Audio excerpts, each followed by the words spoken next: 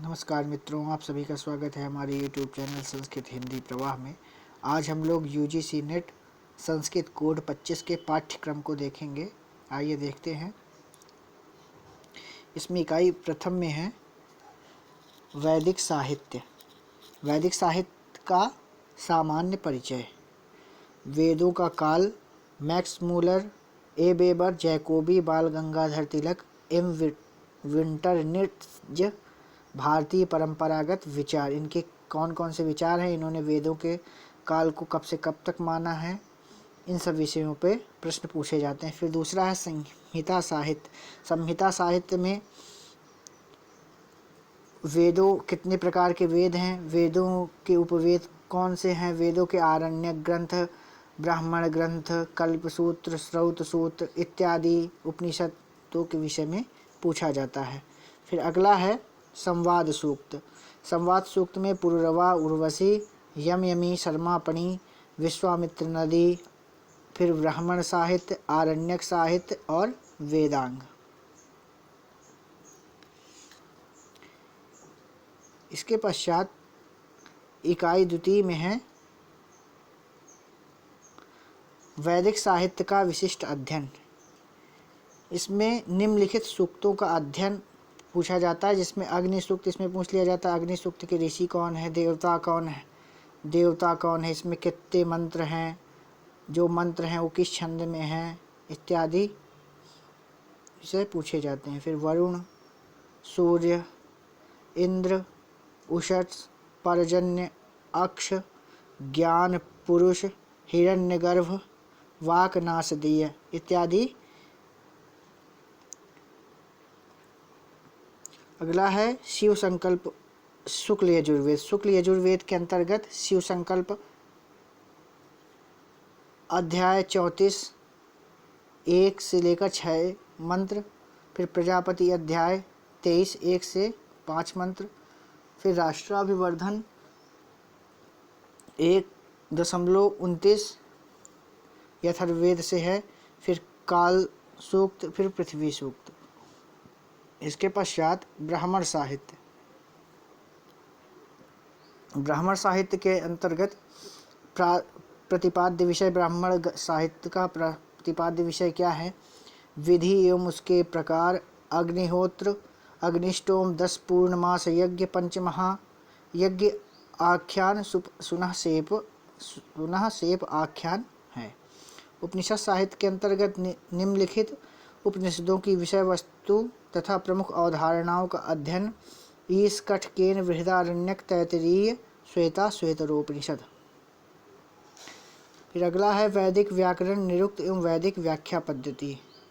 ऋक् प्रातिशाख्य, निम्नलिखित परिभाषा। ऋक् प्रातिशाख्य के अंतर्गत ये परिभाषाएं पूछी जाती हैं। संध्याक्षर क्या होता है, समानाक्षर क्या होता है, घोष, सोष्म, स्वर, भक्ति क्या है, यम, रिक्त, संयोग, प्रगृह्य, रिफित क्या है, इत्यादि। निरुक्त के अंतर्गत 2 अध्याय लगे हुए हैं, अध्याय प्रथम, अध्याय द्वितीय।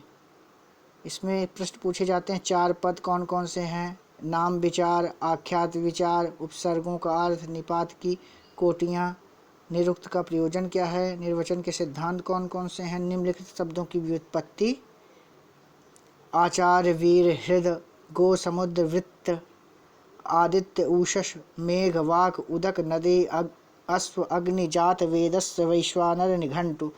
फिर निरुक्त अध्याय 7 में भी पूछा जाता है निरुक्त का। वैदिक स्वर्गान, उदात्त अनुदात्त स्वरित क्या होता है, वैदिक व्याख्या पद्धति, प्राचीन और अर्वाचीन। इकाई तीसरे में है दर्शन साहित्य। दर्शन साहित्य के अंतर्गत प्रमुख भारतीय दर्शनों का सामान्य परिचय। प्रमाण मीमांसा, तत्व मीमांसा, आचार मीमांसा।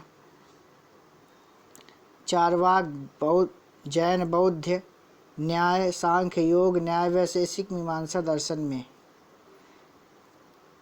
इसके पश्चात इकाई चतुर्थ में है दर्शन साहित्य का विशिष्ट अध्ययन। ईश्वर, कृष्ण, सांख्यकारिका, सत्कार्यवाद, पुरुष स्वरूप, प्रकृति स्वरूप, सृष्टि क्रम, अद प्रत्यय सर्ग कैवल्य। सदानंद वेदांसार अनुबंध चतुष्टय, इससे पूछ लिया जाता है ज्ञान क्या होता है, अध्यारोप, अपवाद, लिंग शरीरोत्पत्ति कैसे होती है, पंचीकरण क्या है, महावाक्य, जीवन मुक्ति किसे कहते इत्यादि प्रश्न पूछे जाते हैं। फिर आता है अन्नम भट्ट। अन्नम भट्ट का तर्क संग्रह है और केशव मिश्र का तर्क भाषा। इसमें पदार्थ क्या है, करण किसे कहते हैं, प्रमाण, प्रत्यक्ष प्रमाण, अनुमान, उपमान, शब्द की परिभाषा क्या होती है, ये कितने प्रकार के होते हैं इत्यादि प्रश्न पूछे जाते हैं। इसके पश्चात आता है लौगाक्ष भास्कर का अर्थ संग्रह। फिर आता है पतंजलि योग सूत्र। इसमें चित्तभूमि, चित्रवृत्तियाँ, ईश्वर का स्वरूप, योगांग, समाधि और कैवल्य, ये इस विषय पे प्रश्न पूछे जाते हैं। इसके पश्चात आता है बादरायण का ब्रह्म सूत्र, सांकर भाष्य, विश्वनाथ पंचानन न्याय सिद्धांत मुक्तावली का केवल अनुमान खंड लगा हुआ है, और सर्वदर्शन संग्रह, जैन बौद्ध मत। इसके पश्चात इकाई 5 में है व्याकरण एवं भाषा विज्ञान। सामान्य परिचय पूछ लिया जाता है निम्नलिखित आचार्यों का। पाणिनि का सामान्य परिचय, कात्यायन, पतंजलि, भर्तहरि, वामन, जयादित्य, भट्टोजी, दीक्षित, नागेश भट्ट, जैनेन्द्र, कैयट, शाक्तायन, हेमचंद्र सूरी, सारस्वत व्याकरणकार। फिर आता है पाणिनीय शिक्षा। इसके पश्चात भाषा विज्ञान आता है। भाषा की परिभाषा क्या होती है, भाषा का वर्गीकरण किस प्रकार किया गया है, आकृति मूलक, परिवार मूलक, ध्वनियों का वर्गीकरण, स्पर्श, संघर्षी, अर्धस्वर, स्वर, संस्कृत ध्वनियों के विशेष संदर्भ में, मानवीय ध्वनि तंत्र, ध्वनि परिवर्तन के कारण, ध्वनि नियम, ग्रीमग्रास, मान वर्नर। इसके पश्चात भाषा विज्ञान के अंतर्गत ही अर्थ परिवर्तन की दिशाएं एवं कारण क्या हैं, वाक्य का लक्षण क्या है, वाक्य का भेद क्या है, भारोपी परिवार का सामान्य परिचय, वैदिक संस्कृत और लौकिक संस्कृत में अंतर, भाषा तथा वाक्य में अंतर, भाषा तथा बोली में अंतर। इकाई 6 में है व्याकरण का विशिष्ट अध्ययन। परिभाषाएं, संहिता किसे कहते हैं, संयोग किसे कहते हैं, गुण किसे कहते हैं, प्रातिपदिक, नदी किसे कहते हैं, नदी, घी किसे कहते हैं, उपधा संज्ञा क्या होती है, गति, पद, विभाषा, सवर्ण, टी, प्रगृह, सर्वनाम, स्थान, भा, सर्वनाम, निष्ठा इत्यादि परिभाषाएं पूछ ले जाती हैं। फिर संधि है। संधि में अच, हल, विसर्ग तीनों संधि लघु सिद्धांत कौमुदी के अनुसार है। फिर अजंत, राम, सर्व, विश्वपा, हरि, त्रि तीनों लिंगों में, स्त्रीलिंग, पुल्लिंग और नपुंसक लिंग में, सखी, सुधी, गुरु, पितृ, गौ, रमा, मत्ती, नदी, धेनु, मातृ, ज्ञान, वारि, मधु। फिर हलंत में लिह, विश्वाह, चतुर, इदम, किम, तत्, राजन, मघवन, पथिन, विद्वस, अस्मद, युष्मद इत्यादि शब्द पूछे जाते हैं। फिर समास में के अंतर्गत अव्ययी भाव, तत्पुरुष, बहुव्रीहि, द्वंद्व लघु सिद्धांत कौमुदी के अनुसार। तद्धित प्रकरण अपत्यार्थक मत्वर्थीय सिद्धांत कौमुदी के अनुसार। फिर तिगंत, भू, एद, अद, अस, हु, दिव, शुई, तुद, तन, क्री, रुध, क्रीय, चुर इत्यादि धातुओं के विषय में प्रश्न पूछे जाते हैं, ये भी लघु सिद्धांत कौमुदी के अनुसार। फिर प्रत्यांत, निजंत, सन्नंत, यंगंत, यंगलुगंत नाम धातु। फिर कृदंत के अंतर्गत तव्य, तव, अनियर प्रत्यय, यत प्रत्यय, अणत, क्यप, सत्रिशान, चक्त्वा, युक्तवतु, निष्तक्तवतु, तुमुन, अणवुल इत्यादि प्रत्ययों के विषय में पूछा जाता है। फिर स्त्री प्रत्यय के में लघु सिद्धांत कौमुदी के अनुसार पूछा जाता है, जिसमें स्त्री प्रत्यय में टाप, गीस, गीप, नीन इत्यादि प्रत्यय आते हैं। फिर कारक प्रकरण लघु सिद्धांत कौमुदी के अनुसार है। परस्मै पद एवं आत्मनेय पद, विधायक सूत्रों के विषय में पूछा जाता है।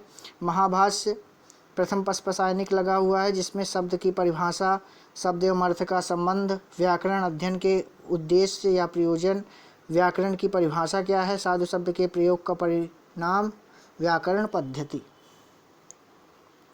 इसके पश्चात वाक्पदीयम ब्रह्मकांड, स्फोट का स्वरूप क्या है, शब्द ब्रह्म का स्वरूप क्या है, शब्द ब्रह्म की शक्तियाँ क्या है, स्फोट एवं ध्वनि का संबंध, शब्द अर्थ संबंध, ध्वनि के प्रकार, भाषा के स्तर। इकाई 7 के अंतर्गत संस्कृत साहित्य, काव्यशास्त्र एवं छंद परिचय।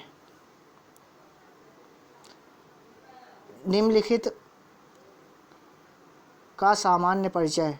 भास, अश्वघोष, कालिदास, शूद्रक, विशाख दत्त, भारवी, माघ, हर्ष, बाण भट्ट, दंडी, भवभूति, भट्ट नारायण, विल्हड़, श्रीहर्ष, अंबिका दत्त व्यास, पंडिता, क्षमाराव, वी राघवन, श्रीधर, भास्कर, वर्णेकर इत्यादि के जीवन परिचय, उनके ग्रंथ कौन कौन से इत्यादि के विषय में पूछा जाता है। फिर काव्यशास्त्र, रस संप्रदाय, अलंकार संप्रदाय, रीति संप्रदाय, ध्वनि संप्रदाय, वक्रोक्ति संप्रदाय, औचित्य संप्रदाय इत्यादि के विषय में पूछा जाता है। इसके पश्चात पाश्चात्य काव्यशास्त्र, अरस्तु, लॉन्जाइनस, क्रोचे के विषय में प्रश्न पूछे जाते हैं। इकाई 8 में निम्नलिखित का विशिष्ट अध्ययन, निम्नलिखित ग्रंथों का। पद्य ग्रंथ, जिसमें बुद्धचरित, रघुवंश, किरातार्जुनीय, शिशुपाल वध, नैषधीय चरितम, इनके सभी के प्रथम सर्ग लगे हुए हैं। नाट्य शास्त्र में स्वप्न वासव दत्तम, अभिज्ञान शकुंतलम, व्ययिनी संहारम, मुद्रा राक्षस, उत्तर रामचरितम, रत्नावली, मृक्षकटकम इत्यादि नाटकों से प्रश्न पूछे जाते हैं। गद्य में 10 कुमार चरितम, हर्ष चरितम का पंचम उच्छ्वास अथवा कादम्बरी का सुगनासोपदेश भाग पूछा जाता है। इसके पश्चात चंपू काव्य में नल चंपू प्रथम उच्छ्वास। साहित्य दर्पण में काव्य की परिभाषा, काव्य की अन्य परिभाषाओं का खंडन, शब्द शक्ति, संकेतक ग्रह, अभिधा, लक्षण, व्यंजना, काव्य के भेद, चतुर्थ परिच्छेद। श्रव्य काव्य, गद्य पद्य मिश्र काव्य के लक्षण। काव्य प्रकाश, काव्य का लक्षण, काव्य प्रयोजन, काव्य हेतु, काव्य भेद, शब्द शक्ति, अभितान्वयवाद, अन्विताभिधानवाद, रसस्वरूप एवं रससूत्र विमर्श, रसदोष, काव्य गुण, व्यंजनावृत्ति की स्थापना, पंचम उल्लास।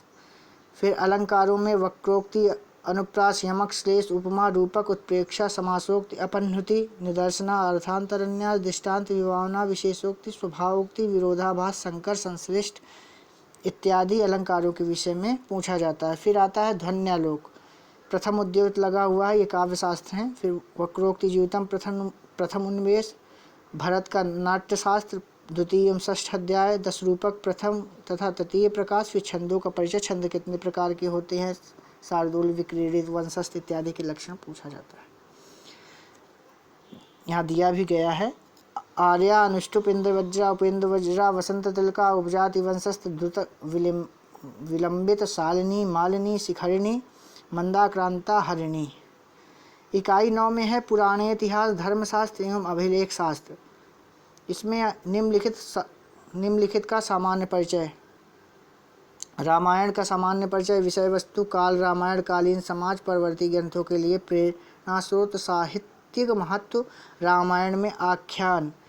फिर इसके पश्चात विषय वस्तु, काल, महाभारत कालीन समाज परवर्ती ग्रंथों के लिए प्रेरणा स्रोत, साहित्यिक महत्व, महाभारत में आख्यान। पुराण की परिभाषा, महापुराण, उपपुराण, पौराणिक, सृष्टि विज्ञान, पौराणिक आख्यान।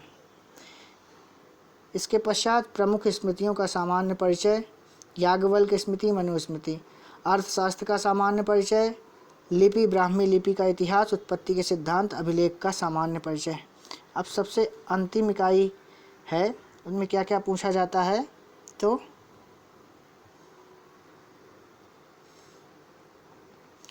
निम्नलिखित ग्रंथों का विशिष्ट अध्ययन। कौटिल्यीय अर्थशास्त्रम प्रथम विनयाधिकारिक। फिर मनुस्मृति प्रथम, द्वितीय तथा सप्तम अध्याय। याज्ञवल्क्य स्मृति व्यवहाराध्याय। लिपि, गुप्तकालीन तथा अशोककालीन ब्राह्मी लिपि, अशोक के अभिलेख, प्रमुख शिलालेख, प्रमुख स्तंभलेख, मौर्योत्तर कालीन अभिलेख कनिष्क के शासन वर्ष 3 का सारनाथ बौद्ध। फिर प्रतिमा लेख रुद्रदामन का गिरनार शिलालेख, खारवेल का हाथी गुम्फा अभिलेख, गुप्तकालीन एवं गुप्तोत्तरकालीन अभिलेख, समुद्र गुप्त का इलाहाबाद स्तंभलेख, यशोधर्मन का मंदसौर अभिलेख। इन अभिलेखों में मुझसे पूछ लिया जाता है कि ये अभिलेख किस भाषा में लिखे गए हैं, इस अभिलेख के रचनाकर्ता कौन है, राजा कौन है, ये अभिलेख कहाँ इत्यादि।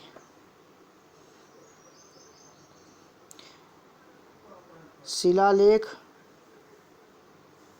हर्ष का बास खेड़ा ताम्रपट्ट अभिलेख, पुलिकेशन प्रतीक का ऐहोल शिलालेख।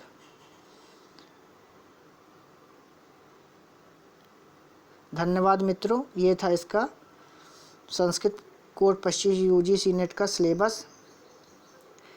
आशा है कि आपको ये वीडियो अच्छा लगा होगा। यदि अच्छा लगा हो तो कृपया चैनल को लाइक करें, सब्सक्राइब करें। यदि इस परीक्षा से संबंधित कोई अन्य जानकारी आपको प्राप्त करनी हो तो कमेंट बॉक्स में ज़रूर बताएं। धन्यवाद।